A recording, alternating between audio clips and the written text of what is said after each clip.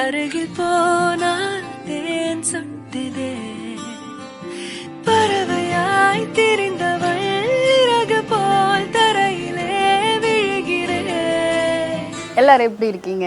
நான் இன்னைக்கு வீட்டில் ரொம்ப தனியாக இருக்கேன் அண்ட் ஆல்சோ லேசியாக இருக்கேன். என்னோடய லேசி டே இப்படி தான் இருக்கும். எதுவுமே பண்ண தோணாது.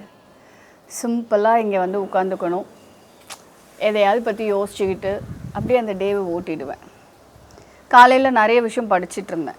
புக்கெல்லாம் இல்லை, நம்ம சூஷிஸ் ஃபனில் வர கமெண்ட்ஸ் எல்லாம் உட்காந்து படிச்சுட்டு இருந்தேன். நீங்களாம் என்னை பற்றி என்ன நினைக்கிறீங்க, நான் பண்ணுறதெல்லாம் பிடிக்குதா பிடிக்கலையா, என்ன எதிர்பார்க்குறீங்க, இந்த மாதிரி நிறைய விஷயத்த நான் வந்து செக் பண்ணேன். அப்போது நிறைய விஷயம் படித்தேன். ரொம்ப க்யூரியஸாக நிறைய பேர் நிறைய கேள்விகள்லாம் கேட்டிருந்தீங்க.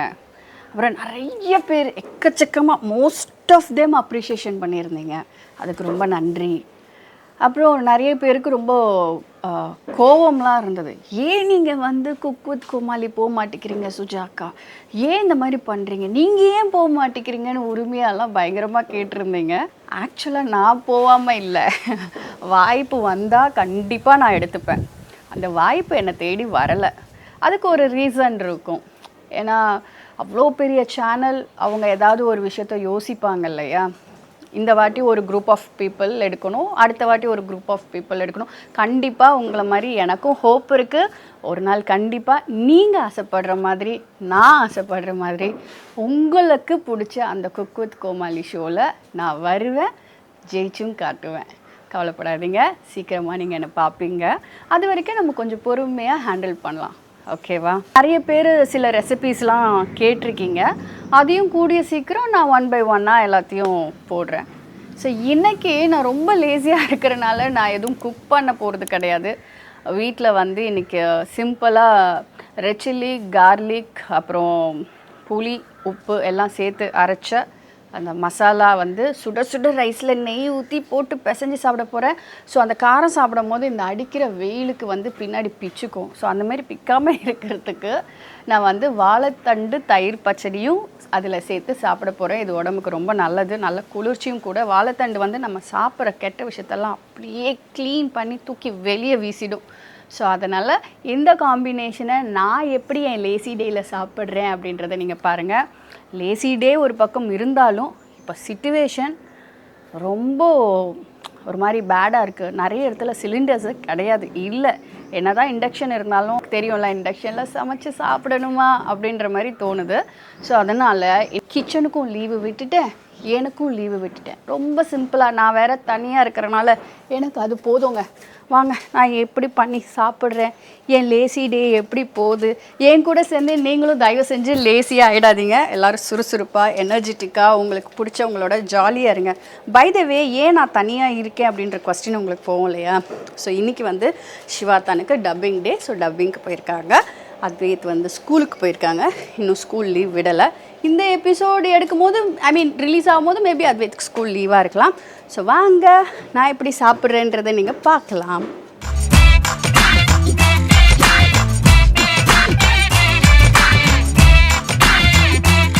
சூடாக சாப்பாடு நான் எனக்கு மட்டும் வச்சுருக்கேன். இப்போ வாழைத்தண்டு குட்டி குட்டியாக அந்த மாதிரி கட் பண்ணி வச்சுருக்கேன். இந்த வாழைத்தண்டை வந்து நம்ம கொஞ்சம் வேக விட்டு எடுத்துக்கலாம்.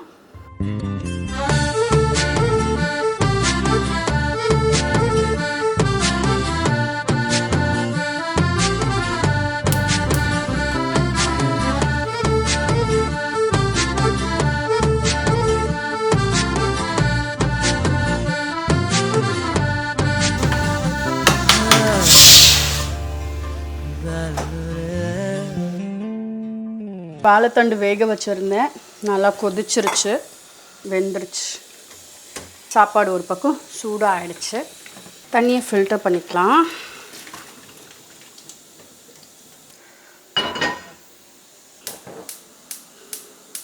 தாளிக்கிறதுக்கு எண்ணெய் ஊற்றிக்கலாம், கொஞ்சம் ரிஃபைண்ட் ஆயில். எண்ணெய் நல்லா சூடாகிடுச்சு. கடுகு, உளுத்தம்பருப்பு, சீரகம் பிடிக்கட்டும். கடுகு நல்லா வெடிச்சிருச்சு. ஸோ கருவேப்பிள்ளை, பச்சை மிளகா ரெண்டுத்தையும் நான் அதில் போட்டுக்க போகிறேன்.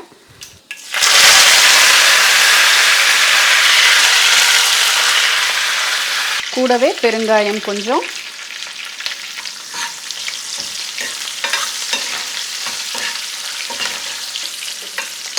ஸ்டவ் ஆஃப் பண்ணியாச்சு. நல்லா ஹீட் ஆகிடுச்சு. இந்த எண்ணெய் சூட்லேயே ஒரு வாட்டி வாழைத்தண்டை போட்டுக்கலாம்.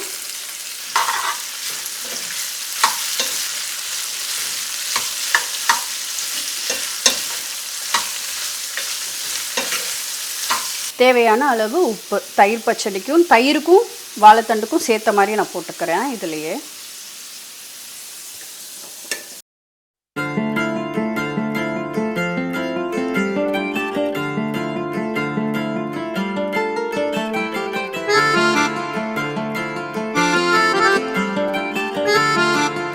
இந்த வாழைத்தண்டை இது நான் 1 கப்பு தயிர் வச்சுருக்கேன். இதெல்லாம் போட்ட போதும்.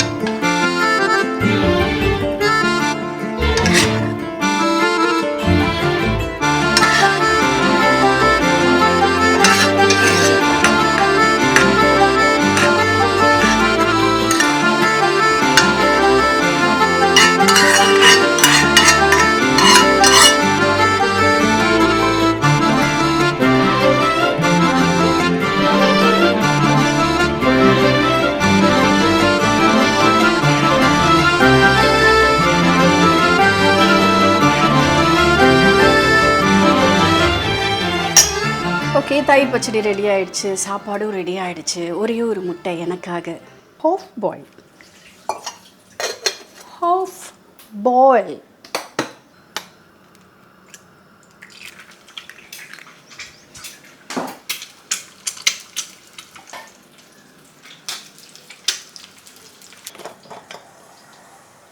கூட சாப்பாடு.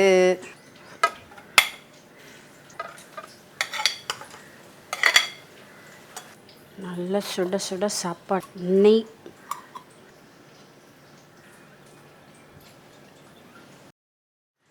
இதுதான் எங்கள் வீட்டு மேஜிக் பொடி. இதில் பூண்டு, காஞ்ச மிளகாய், உப்பு, கொஞ்சோண்டு புளி, அப்புறம் நல்லெண்ணெய் போட்டு மிக்ஸ் பண்ணி வச்சுருக்கோம். ரெடிமேடாகவே வச்சுருக்கோம். இந்த மாதிரி லேசி டேயில் இதை சுடு சாப்பாட்டில் 2-3 ஸ்கூப் போட்டு அப்படி பெரட்டி விட்டு சாப்பிடணும். கமகமான வாசனை.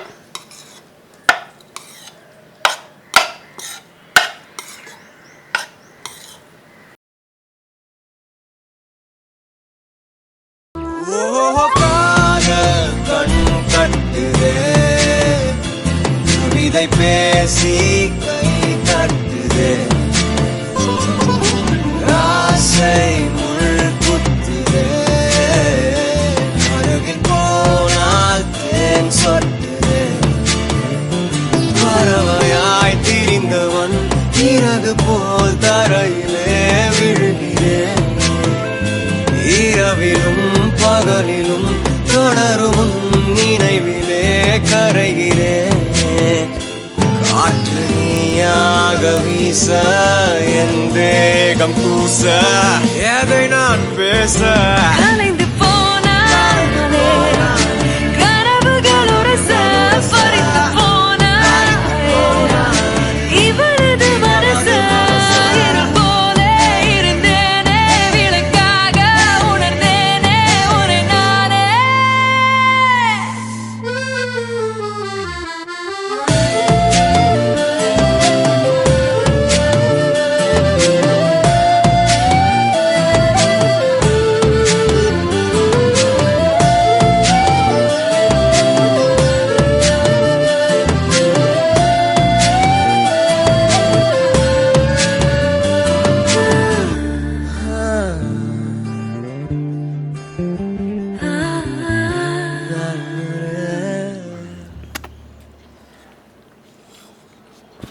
திருப்தியாக சாப்பிட்றேன்.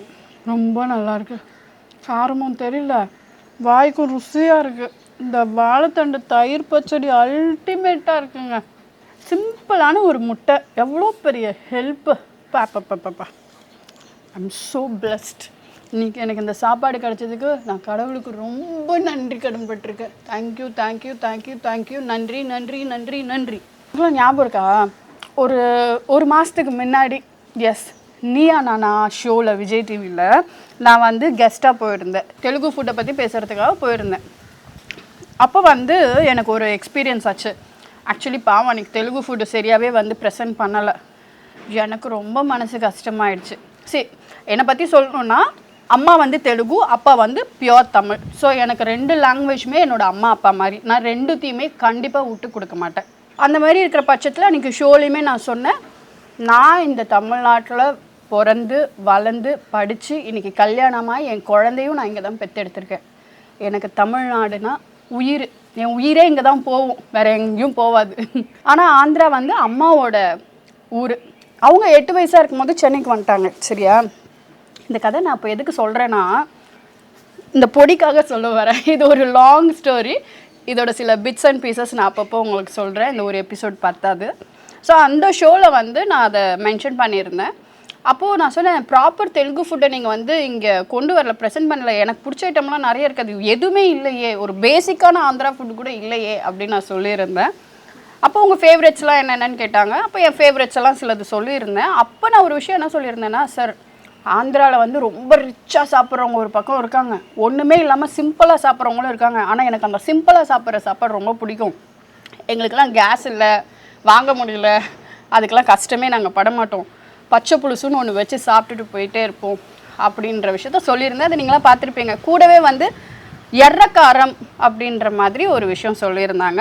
அந்த எர்ரக்காரம் தான் நான் இப்போ சாப்பிட்டுட்டு இருக்கிறது.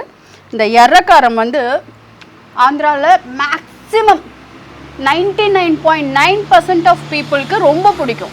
இது செய்கிறதுமே வந்து ரொம்ப ஈஸி. எல்லார் வீட்லேயுமே வந்து இன்ஸ்டண்ட்டாக ஒரு பெரிய டப்பாவில் வச்சுருப்பாங்க. இது பச்சடி, நெய், இது வந்து மேண்டட்டரி. அந்த ஆந்திரா வீட்டில் எப்போவுமே இருக்கக்கூடிய ஒரு லக்ஷ்மி. அதுதான் கிச்சனோட லக்ஷ்மி கட்டாஷம்னு சொல்லுவாங்க.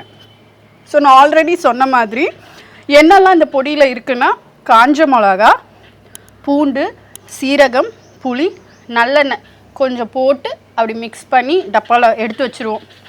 இந்த மாதிரி சூடாக சாப்பாடில் நெய் ஊற்றி நல்லா பிசைஞ்சிட்டு இந்த மாதிரி காத்தோட்டமாக எங்கேயாவது உட்காந்துட்டு அப்படி எடுத்து இந்த செகண்ட் இப்போவே என் உயிர் போனாலும் நான் வருத்தப்பட மாட்டேன். ஏன்னா எனக்கு சாப்பாடு ரொம்ப பிடிக்கும். கூடவே இந்த வாழைத்தண்டு தயிர் பச்சடி, இதெல்லாம் காம்பினேஷன். ஆக்சுவலி இதுதான் சிவா தான், இதுதான் நான், இதுதான் அத்வைத். ஹைலைட். நீங்களும் கண்டிப்பாக இந்த மாதிரி செஞ்சு சாப்பிட்டு பாருங்கள். என்னோடய லேசி டேவை நான் கம்ப்ளீட் பண்ணிட்டேன். இதுக்கப்புறம் ஜாலியாக போய் தூங்கி எழுந்திரிச்சு அப்புறம் ஒரு படம் பார்த்துருவேன். அதுக்குள்ளே சிவா தான் அத்வைத் வந்துடுவாங்க. ஸோ இந்த எபிசோடை எல்லாரும் பார்த்து ரசிங்க. அதோட உங்கள் ஃப்ரெண்ட்ஸ் ஃபேமிலிக்கு ஷேர் பண்ணுங்கள். நம்ம சேனலை சப்ஸ்கிரைப் பண்ண சொல்லுங்கள், லைக் பண்ணுங்கள், கமெண்ட் பண்ணுங்கள் உங்களுக்கு என்ன பிடிச்சதுன்னு. இன்னும் நீங்கள் என்ன என்கிட்ட எதிர்பார்க்குறீங்க அப்படின்றதையும் சொல்லுங்கள். சீக்கிரம் சந்திக்கலாம். பாய். எர்ரக்கார மாதிரி போயிருந்து